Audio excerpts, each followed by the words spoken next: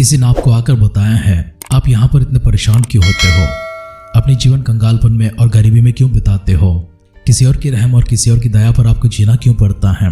आप कोई साधारण सा व्यक्ति नहीं है, आपका अपना एक निज भूमि है और वो निज भाग आपका है। आप बहुत बड़े भाग्यवान इंसान हैं, आपके नाम पर बहुत बड़ी संपत्ति है, आपके नाम पर बहुत बड़ी ज़मीन है और जो ज़मीन आपके नाम पर है वो बहुत ही उपजाऊ ज़मीन है, उसमें से बहुत आयत के फल निकल आते हैं। आपको किसी चीज़ की घटी नहीं होगी, किसी चीज़ की कमी नहीं होगी। आप देने वाले बनेंगे, लेने वाले नहीं बनेंगे। आपके संकट के दिन खत्म हो चुके हैं, आपके तकलीफ के दिन खत्म हो चुके हैं, आपकी आफत और मुसीबत के दिन खत्म हो चुके हैं, आपकी गरीबी और कंगालपन के दिन भी खत्म हो चुके हैं। अब से आपको इस तरह से जीना नहीं पड़ेगा। आपका जो भूमि है उसे स्वतंत्र करने के लिए, आपकी जो ज़मीन है उसे प्राप्त करने के लिए, आपकी जो संपत्ति आपके नाम पर ठहराई गई है उसे अपना बनाने के लिए चलो उठो, अपना कदम आगे बढ़ाओ। ये बात सुनते आप बहुत खुश तो हो गए हैं, लेकिन इसके बाद में एक शब्द कहा गया है, ये ज़मीन बहुत दूर पर है, एक देश को पार करके दूसरे देश में जाना पड़ेगा। इतना ही नहीं, ये जो ज़मीन आपके नाम पर थी अभी की नहीं है, कोई 10 साल पुरानी नहीं है, कोई 20 साल पहले की नहीं है, कोई 50 साल पहले की नहीं है, आपके पिताजी के नाम की नहीं है, आपके पिताजी के नाम की नहीं है, वरन आपके परदादों के नाम पर है। वो 4 शतकों पहले आपके जो परदादा हैं उनके नाम पर वो हैं, उनको जो दिया गया था उससे आपके नाम पर दिया गया है। लेकिन आपकी संपत्ति को कोई और अनुभव कर रहे हैं, आपकी जो भूमि है उस पर कोई और खेती कर रहे हैं। उठिए, आपको उठना है और अपने देश में जाना है, अपनी जगह को स्वतंत्र करना है। इतना सुनने के बाद आप निराश हो चुके हैं। 400 वर्ष पूर्व की बात है। यदि मैं वहाँ पर जाकर किसी से कहूँ कि मेरे परदादों की एक ज़मीन यहाँ पर हुआ करती है, लेकिन आज की नहीं है, 400 वर्ष पूर्व की बात है। 400 वर्ष पूर्व किसने देखा है? हमारे दादाओं को ही हमने मुश्किल से देखा है। उनके पिताजी को कहाँ देखेंगे, उनके पिताजी के पिताजी को कहाँ देखेंगे? हमारे इतने पूर्वजों को, इतने परदादों को हमने कहाँ देखा है? हमारी दादाजी की शक्ल तक हमने ठीक से नहीं देखी है। कौन हमारी मदद करेंगे, कौन हमारी सहायता करने के लिए आएंगे? लेकिन जिस व्यक्ति ने आपको संदेशा भेजा था उस व्यक्ति ने कहा निश्चय आपकी भूमि यही है और आपको ये मिल जाएगी और आपकी मदद करने के लिए फलाना वहाँ पर रहेंगे। अब उस फलाना व्यक्ति को कहाँ पर ढूंढेंगे? ये काम इतनी आसान तो नहीं है, बहुत मेहनत से भरी काम है। कोई ऐसा व्यक्ति होना चाहिए जो उस व्यक्ति को जानते हो जिसके नाम पर पहले ज़मीन की गई है, या तो फिर उनके बेटे को जानते हो या फिर उनके बेटे को जानते हो। अगर ऐसे व्यक्ति कोई होंगे तो वे ही हमारी मदद कर पाएंगे और वे हमारे लिए गवाह ठहर पाएंगे और वे हमारे पक्ष में होकर हमारी सहायता करने के लिए हमारे संग संग चला करेंगे। ऐसे कौन से व्यक्ति हो सकते हैं जो हमारे पुरखाओं को जानते होंगे, परदादाओं को जानते होंगे, 4 शतक पूर्व इतने पूर्वजों को जानते होंगे और वे हमारी मदद करने के लिए, हमारे पक्ष में होकर गवाह ठहरने के लिए हमारे संग आते होंगे। एक समांतर के रूप में आपको समझने के लिए एक बात को कहा गया है। हम इस्राएल की यात्रा में हैं। मिस्र देश में से हमने देखा परमेश्वर ने मूसा को भेजकर कहा है तुम्हारे पूर्वज अर्थात इब्राहिम, उनके बेटा इसहाक, उनका बेटा याकूब, जिनको मैंने ये भूमि देने की प्रतिज्ञा की है, उसी कनान देश को मैं तुम्हें लेकर जाता हूँ। वो कनान देश तुम्हारा है। उस कनान देश में दूध और शहद की धाराएं बहती हैं। तुम कोई साधारण से प्रजा नहीं हो, तुम मेरे अपने हो जिनको मैंने चुना है। मैंने इब्राहिम को चुना था, उनका बेटा इसहाक को चुना था, उनका बेटा याकूब को चुना था और याकूब की संतान तुम हो। चलो उठो यहाँ से, परमेश्वर तुम्हारी मदद करते हैं। ये कहते हुए मूसा इस्राएलियों को संदेशा भिजाते हैं और इस्राएलियों ने अपनी यात्रा को आरंभ किया है। इस्राएलियों की यात्रा आगे बढ़ती है। इस्राएलियों के पूर्वजों को जानने वाला वो परमेश्वर उनके पक्ष में होकर उनकी गवाह ठहरते हैं और उनके पक्ष में होकर उनके लिए युद्ध भी करते हैं, उनकी मदद करते हैं, उनकी अगुवाई करते हैं। उस कनान देश तक उनको चलाते हैं और वही कनान देश उनके अपना निजभाग के रूप में परमेश्वर को दिलाते हैं। इस यात्रा को हम लोग आगे बढ़ाते हैं। कल के दिन हमने गौर किया था किस तरह से परमेश्वर सारी यात्रा उनके संग रहे हैं। यरीहो तक पहुंच चुके हैं, कुछ लोग यरदन पार कर चुके हैं, कुछ लोग अभी यरदन की इस तरफ रह चुके हैं। 2.5 गोत्र के लोग यरदन की इस पार हो चुके हैं। रूबेन का वंश और गाद का वंश और मनुष्य का आधा गोत्र सूरज उगने वाली इस जगह पर यरदन की इस पार रह चुके हैं। इस्राएल की यात्रा आगे बढ़ती है। यात्रा आगे बढ़ाने से पहले हम अपने आप को परमेश्वर के हाथों में समर्पण करेंगे, उनके अनुग्रह के लिए, उनकी कृपा के लिए, उनकी दया के लिए, उनके आशीर्वादों के लिए और परमेश्वर का अगुवाई और अभिषेक के लिए मिलकर प्रार्थना करेंगे।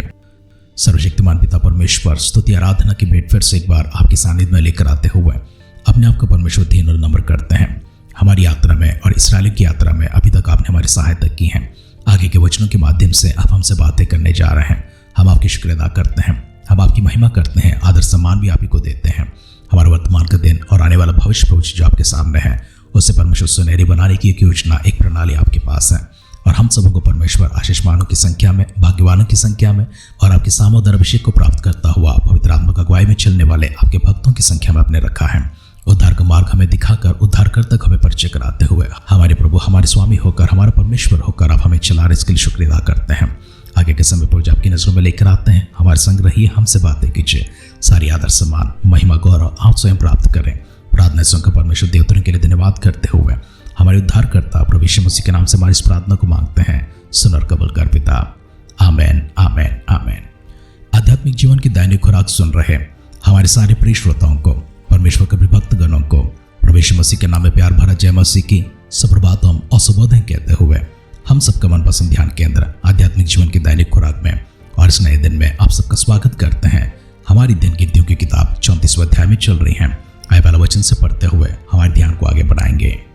फिर यहोवा ने मूसा से कहा, इस्राएलियों को यह आज्ञा दे कि जो देश तुम्हारा भाग होगा वह तो चारों ओर से सिवाने तक का कनान देश है। इसलिए जब तुम कनान देश में पहुंचो तब तुम्हारा दक्षिणी प्रांत सीन नाम जंगल से ले एदोम देश के किनारे किनारे होता हुआ चला जाए और तुम्हारा दक्षिण सिवाना खारे ताल के सिरे पर आरंभ होकर पश्चिमी की ओर चले। वहां से तुम्हारा सिवाना अकरबीम चढ़ाई की दक्षिण की ओर पहुंचकर मुड़े और सीन तक आए और कादेश बर्ना की दक्षिणी ओर से निकले और हसरदा तक बढ़ के अस्मोन तक पहुंचे। फिर वह सिवाना अस्मोन से घूमकर मिस्र के नाले तक पहुंचे और उसका अंत समुद्र का तट ठहरे।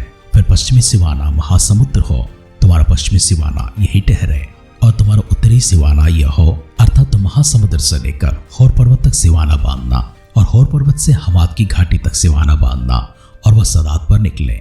फिर वह सिवाना जिप्रोन तक पहुंचे और हसरेनान पर निकले, तुम्हारा उत्तरी सिवाना यही ठहरे। फिर अपना पूर्वी सिवाना हसरेनान से शापाम तक बांधना और वह सिवाना शापाम से रिबला तक जो ऐन की पूर्व की ओर है नीचे को उतरते उतरते किन्नेरेत नाम ताल की पूर्व से लग जाए और वह सिवाना यरदन तक उतर के खारे ताल के तट पर निकले। तुम्हारे देश के चारों सिवाने यही ठहरे। तब मूसा ने इस्राएलियों से फिर कहा, जिस देश के तुम चिट्ठी डालकर अधिकारी हो गए और यहोवा ने उसे 9.5 गोत्र के लोगों को देने की आज्ञा दी है वो यही है, परंतु रूबेनियों और गादियों के गोत्र तो अपने अपने पितरों की कुलों के अनुसार अपना अपना भाग पा चुके हैं और मनस्से के आधा गोत्र के लोग भी अपना भाग पा चुके हैं, अर्थात उन 2.5 गोत्र के लोग यरीहो के पास के यरदन के पार पूर्व दिशा में जहाँ सूर्योदय होता है अपना अपना भाग पा चुके हैं।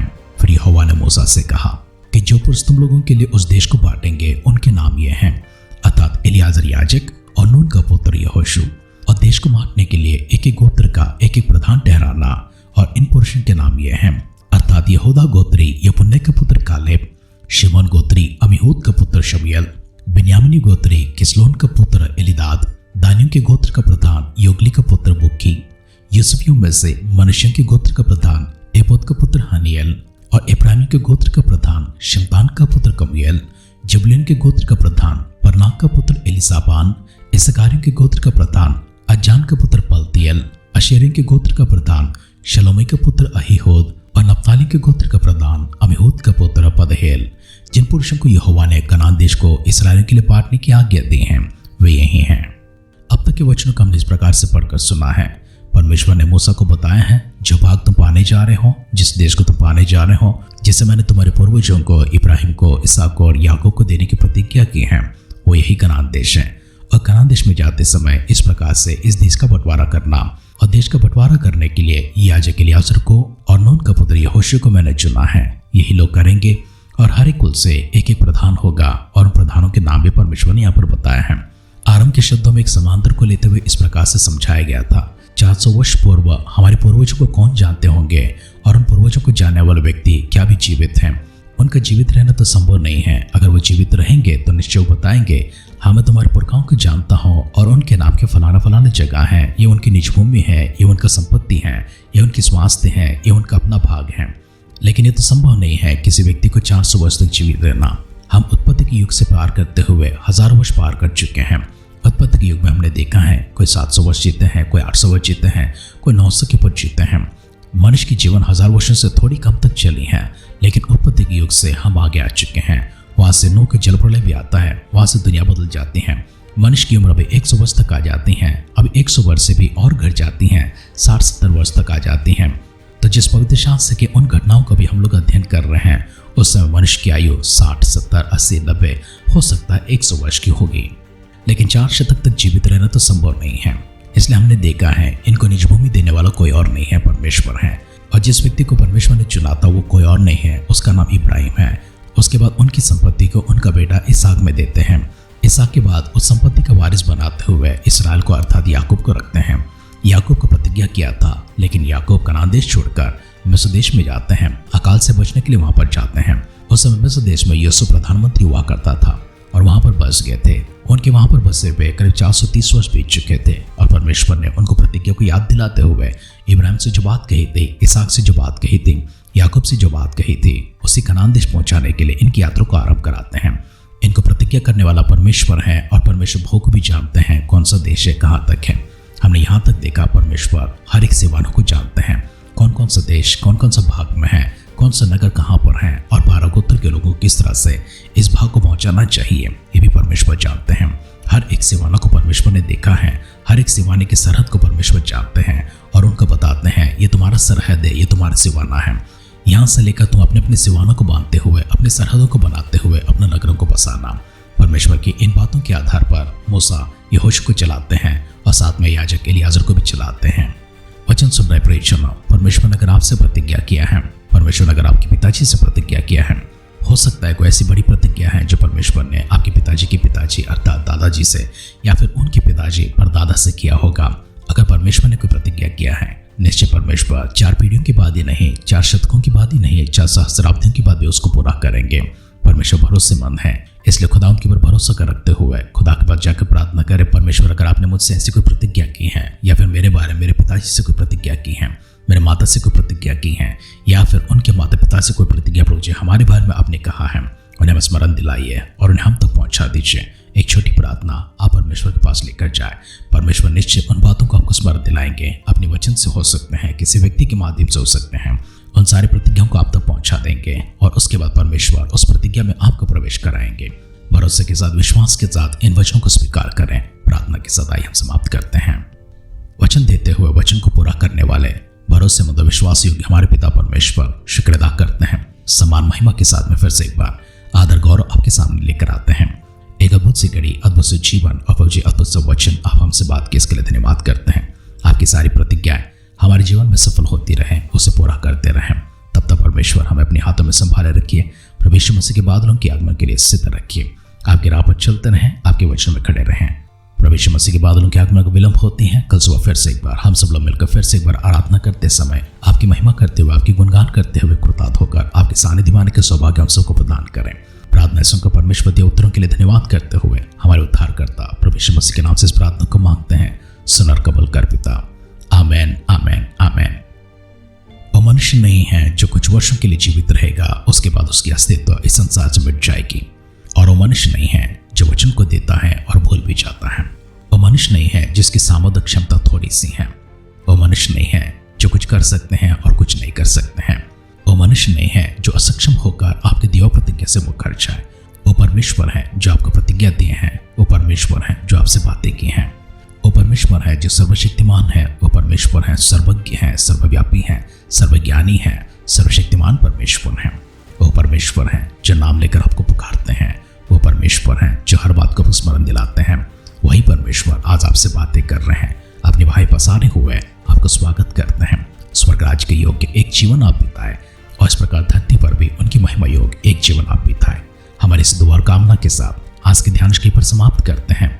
आप सुनते रहिए, सुनाते रहिए आध्यात्मिक जीवन की दैनिक खुराक। कल फिर मिलेंगे। अपना ख्याल रखिए, अपनों का ख्याल रखिए, दूसरों का भी ख्याल रखिए। God bless you.